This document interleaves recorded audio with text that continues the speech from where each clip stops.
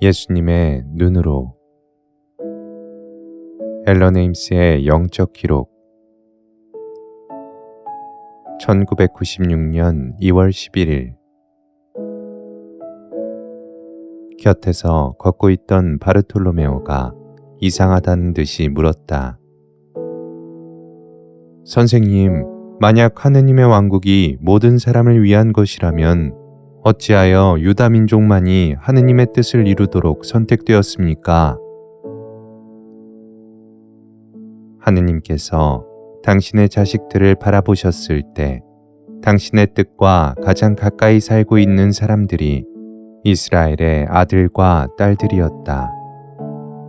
그들의 사랑은 진실했고 하느님께 봉사하고자 하는 의욕은 간절한 것이었다. 이 세상의 약한 자들을 구하기 위하여 아버지께서는 강한 자들을 선택하신 것이다. 왜냐하면 강한 자들이 하느님의 진리를 세상에 전할 것이기 때문이다. 바르톨로메오는 여전히 미심쩍어했다. 그러면 왜 바리사이파와 사두가이파 그리고 유다 사제와 대부분의 이스라엘 민족은 자기들만이 선택된 하느님의 참된 아들이라고 믿고 있는 겁니까? 그 사람들은 천국이 그들만을 위한 것이고 이방인들은 하느님의 자식이 될 수 없기 때문에 천국에도 들어갈 수 없다고 믿고 있지 않습니까? 네가 말한 것은 사실이다. 그들은 천국이란 오직 유다인만을 위한 것이고 다른 사람은 갈 수 없는 곳이라고 믿고 있다. 그들은 아버지께서 당신 사랑으로 모든 사람들을 창조하셨다는 것을 알지 못하고 모든 사람들이 돌아오기를 원하신다는 것도 알지 못하고 있다. 마치 온갖 선물과 보물을 쌓아놓은 부잣집 아이들처럼 그들은 아무런 걱정 없이 즐거운 생활을 하면서 불쌍한 사람이나 배고픈 사람, 병자나 도움이 필요한 사람들을 돌보려고 하지 않는다. 그런 사람들을 귀찮은 존재로 여길 뿐만 아니라 무시해버리거나 모욕적으로 대해주어도 괜찮다고 생각하기 때문에 그런 사람들을 아예 안 보려고 눈을 감아버린다. 자신은 부유하기 때문에 다른 사람과는 다르다고 생각하고 자신을 아주 특별한 존재라고 생각한다. 특별한 존재가 아니라면 그토록 많은 것을 소유하게 되지 않았을 것이라고 생각하는 것이다. 그 많은 부귀를 갖게 된 것은 다른 사람들을 도와주고 구해주라는 아버지의 뜻이란 것을 그들은 모르고 있다. 그렇게 해야만 아버지를 기쁘게 해드린 것이고 아버지께서는 그들에게 더 많은 선물을 보내주신다는 것을 그들은 알지 못하고 있다. 사람은 남에게 줌으로써 되받게 되는 것이다. 마찬가지로 그 부잣집 아들은 다른 사람들의 빈곤을 눈앞에 보면서도 자신의 양심을 닫아버린 채 자기가 필요한 것만 생각하고 자기 편의만 추구하며 자기 욕구만 채우려는 이기적인 영혼이 된다. 어느 날 아버지께서 그 아들의 이기심과 탐욕을 보시고 낭망하시어 그에게 주셨던 모든 선물을 거두신 후 가난한 자들에게 나누어 주신다. 길 잃은 거지가 된 그 아들은 어찌된 영문인지를 모르고 의아해한다. 세월이 지나자 그 아들은 자기가 얼마나 많은 것을 받았었는지를 알게 되고 가난한 자들에게 자기 자신이 얼마나 냉정했는지도 알게 된다. 많이 받은 것은 다른 사람들과 나누어야 했던 것이지 자기만을 위한 것이 아니었음도 알게 된다. 아버지의 선물과 보물을 받은 다른 사람들이 그에게 와서 도와주겠노라고 한다. 그는 약한 자들이 아버지의 사랑 속에서 얼마나 강하게 되었는지를 알게 되고 그들이 가진 것을 굳센 사랑의 힘으로 가난한 사람들과 기꺼이 나누고자 한다는 것을 알게 된다. 바르톨로메오는 이해가 된 듯한 눈길로 나를 쳐다보았다. 선생님, 선생님의 지혜는 참으로 깊으셔서 제 영혼 속으로 스며들어옵니다. 이스라엘은 그 버릇없는 아들이고 모든 사람들이 다 하느님의 자식이며 천국은 모든 사람들을 위한 것이고 이스라엘이 잠에서 깨어나 깨우칠 날이 있을 것이라는 말씀인 것 같습니다. 우리는 한동안 잠자코 걷기만 했다. 잠시 후 바르톨로메오는 내가 말한 내용에 대해 동료들과 토론을 하기 위해 앞서 뛰어갔다. 먼 곳에 호수가 보였다. 호수 위에는 어부들이 그물을 치고 있었다. 호수에 가까이 갈수록 제자들의 눈빛에서 그들이 무척이나 고기를 낚고 싶어 하는 것을 읽을 수 있었다. 고기잡이로 살던 사람들이라서 고기를 다시 한번 잡아보고 싶은 마음이 간절했던 것이다. 우리는 시원한 호숫물에 발을 담그고 걸었다. 베드로가 야고보와 요한과 함께 나에게 와서 청했다. 선생님, 여기는 참 아름답습니다. 이곳에 잠깐 머무르면서 고기잡이를 하면 어떨까요? 그렇게 하도록 하자. 여기는 참 아름답구나. 잠깐 여기서 쉬는 것이 좋겠다. 세 사람이 물속으로 뛰어들어가서 물장구를 치고 헤엄을 치며 자맥질을 하자 순식간에 다른 제자들도 모두 물속에 들어가서 물장구를 치고 놀았다. 얼마 후에 다들 조용해지더니 몇몇은 낚시하러 가고 남은 제자들은 불을 피워서 좀 더 편안한 자리를 만들었다. 그들이 편안히 즐기는 것을 보니 참 좋았다. 아버지의 영광을 위하여 우리는 먼 길을 걸었고 많은 일을 했으니 이제는 쉴 시간이었다. 곁에 있던 토마스가 싱싱한 생선을 먹게 되어서 너무 신난다고 떠들어댔다. 주님, 싱싱한 생선을 먹게 되어 좋습니다. 이곳 생선은 맛이 좋거든요. 낚시하러 간 사람들이 많이 잡아왔으면 좋겠습니다. 토마스야, 충분히 잡아올 것이다. 네가 배불리 먹고 다른 사람들도 모두 먹일 수 있을 만큼 말이다. 마침 야고보가 생선을 하나를 안고 호숫가로 달려오며 좋아서 소리를 질렀다. 주님, 우리가 잡은 것을 보십시오. 토마스가 나를 돌아보며 흡족한 듯이 말했다. 오늘은 정말 잘 먹게 되었습니다.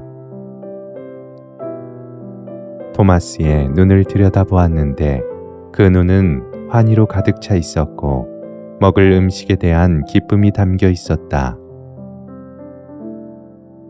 토마스야, 너에게 음식을 보내주시어 생명을 유지할 수 있게 해주시는 아버지께 감사와 찬미를 드려라. 제자들이 모여 앉았고 나는 아버지의 너그러우심에 감사하며 생선에 강복하였다. 생선을 요리하는 구수한 냄새가 사방으로 퍼졌다. 잡힌 생선이 어찌나 큰지 유다 타데오는 넋이 빠져 생선만 쳐다보고 있었다. 주님, 저 생선 좀 보십시오. 저렇게 큰 생선은 처음 보았습니다. 냄새도 좋고요. 정말 맛있을 것 같습니다. 맛있는 식사를 기대하면서 유다 타데오는 신이 난 듯 눈을 동그랗게 떴다. 너희 앞에 놓인 음식을 보아라. 아버지께서는 너희들이 아버지의 일을 하기에 필요한 모든 것을 주신다. 아버지께서는 너희들에게 필요한 것 이상으로 채워주신다. 하느님을 찬미하자. 토마스가 소리쳤고 우리는 아버지를 찬미하고 아버지께 감사하였다. 식사를 하는 동안 우리는 가벼운 대화를 나누었고 사랑과 행복이 넘쳐난 것을 느꼈다. 뱃속에 가득 찬 음식이 어느 정도 내려가자 나는 제자들에게 한 가지 교훈을 가르쳤다. 오늘 너희들은 아버지께서 보내주신 좋은 식사를 나와 함께 나누었다. 그러나 내가 말하건대 장차 아버지께서 너희에게 주실 양식은 참된 생명의 양식이다. 당신의 아들을 통하여 아버지께서는 너희들에게 영원한 양식, 영원한 생명을 주실 것이다. 아버지께서는 너희들에게 참된 생명의 빵을 주실 것이고 용서의 포도주를 주실 것이다. 나는 하늘에서 내려온 그분의 아들이며 너희 영혼을 배부르게 할 바로 그 빵이고 용서를 가져다 줄 그 포도주이다. 당신의 아들인 나를 통해서만 아버지께서는 영원한 생명의 양식을 주실 것이다. 나는 천주 성자이며 아버지께서 너희들에게 주시는 양식이고 너희 영혼을 먹여주고 너희를 평화로 가득 채워주는 양식이다. 나를 먹는 자는 영원히 굶주리지 않을 것이다. 이해가 안 된다는 표정으로 어리둥절해하는 제자들에게 다시 설명을 했다. 할 수 있을 때 먹고 즐기도록 하여라. 그래서 어려운 때가 되었을 때 결코 굶주리지 않도록 하여라. 제자들은 아직 내 말을 이해하지 못했다. 언젠가 너희들은 내가 지금 한 말을 떠올리면서 내 말의 뜻을 이해하게 될 것이고 다른 사람들에게 내 말을 전하게 될 것이다. 주님, 그 말씀은 이해하기 어렵습니다. 어떤 때는 도저히 주님의 말씀을 이해할 수가 없습니다. 마테오가 말했다. 내가 하는 말을 새겨들어라. 내가 분명히 말하거니와 내가 아버지께 돌아간 뒤 너희들은 하느님의 지혜를 넘치게 받아서 내가 한 모든 말들이 너희 가슴 속에서 되살아나게 될 것이다. 필리포가 말했다. 그렇게 될 것이라고 선생님께서 말씀하시면 그렇게 될 것으로 압니다.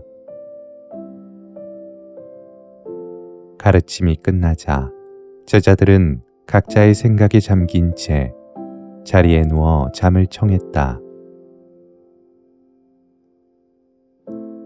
오후 늦게 우리는 멀지 않은 곳에 있는 이웃 마을의 시장에 가기로 했다. 우리가 시장에 도착했을 때 소란스런 다툼이 벌어지고 있었다. 두 남자가 한 늙은 여자를 중간에 놓고 소리를 지르고 있었다. 이 여자는 도둑이요. 돈도 지불하지 않고 내 물건을 훔쳤단 말이오. 한 남자가 소리를 지르자 다른 남자도 같이 소리를 치면서 거들었다. 이 여자가 훔치는 걸 내가 보았소. 내가 똑똑히 보았다니까요. 이 늙은이를 재판받게 해야 돼. 이 여자는 벌을 받아야 마땅해. 하고 첫 번째 남자가 외치자 모여있던 군중들도 도둑년, 도둑년 이라고 소리 질렀다. 그 불쌍한 늙은 여자는 몹시 야위고 약해 보였는데 공포에 질려 주위를 둘러보며 애원했다. 너그럽게 봐주십시오. 이 늙은이를 불쌍하게 봐주십시오. 나는 다가가서 두 남자가 붙잡고 있던 그 여자의 팔을 풀어주었다. 무엇하는 짓이오? 이 여자는 도둑이란 말입니다. 내 물건을 훔쳤다고요. 한 남자가 내게 대들었다. 이 여자가 훔친 것이 그렇게 귀한 물건이오. 내 곡식을 훔쳤어요. 반 셰클은 좋게 될 겁니다. 유다야, 이 사람에게 곡식값으로 한 셰클을 지불해 주어라. 유다는 충격을 받은 표정이었지만 주머니에 손을 넣어 셰클 하나를 꺼내서 그 남자에게 주었다. 돈을 받고서도 그 남자는 분이 풀리지 않았는지 여자에게 손가락질을 하며 소리를 질렀다. 그렇지만 저 여자는 도둑질을 했단 말이에요. 죄를 범했다고요. 아주머니, 왜 곡식을 훔쳤어요? 내가 조용하게 물었다. 먹을 것이 없어서 훔쳤습니다. 선생님, 작년에 제 아들이 죽어서 저를 부양해 줄 사람이 아무도 없어요. 선생님 앞에 있는 여기 이 형제들한테 도와달라고 애걸했지만 모두 거절했어요. 세리가 제 집을 차 앞에 가버렸고 이웃 사람들은 제 가축을 빼앗아 가버렸어요. 아무것도 제게는 남은 게 없습니다. 더구나 저는 기도하고 사랑밖에는 하느님께 바칠 게 없기 때문에 사제들은 제가 성전에 발도 못 들여놓게 해요. 그 여인은 내 발치에 엎드려서 울면서 말했다. 선생님, 제 아들이 죽고 난 후로 저를 친절하게 대해주시는 분은 선생님이 처음입니다. 여인의 말을 듣고 창피했던지 눈을 내리뜬 채 침묵을 지키고 있는 사람들을 둘러보며 나는 이렇게 말했다. 오늘 여기서 분명한 사실을 말합니다. 여러분 중에 어느 누구 한 사람도 우리 조상 아브라함이 명하신 대로 살지 않았습니다. 여기 어느 누구도 하느님께서 모세에게 주신 계명을 지키며 살지 않았습니다. 자신이 남한테서 받고 싶은 자비와 친절과 용서를 남에게 베풀어 줄 줄 아는 사람은 한 사람도 이곳에 없었습니다. 사제와 원로들이 그들의 자매이며 하느님의 딸인 이 여인을 그렇게 취급한 것은 수치스러운 일입니다.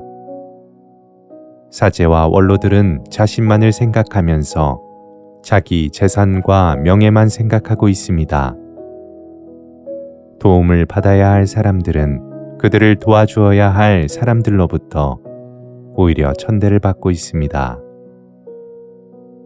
그러니 언젠가는 하느님께서 머무르실 참된 새 교회가 일어날 수밖에 없습니다. 여러분은 모두 부끄러운 줄을 아십시오. 그렇게 말한 후 침묵을 지키며 서 있는 사람들을 남겨두고 그 자리를 떠났다. 제자들에게는 그 노인을 유다에 있는 엘리사벳에게 데리고 가도록 했다. 엘리사벳은 친어머니처럼 그 여인을 보살펴 줄 사람이었다.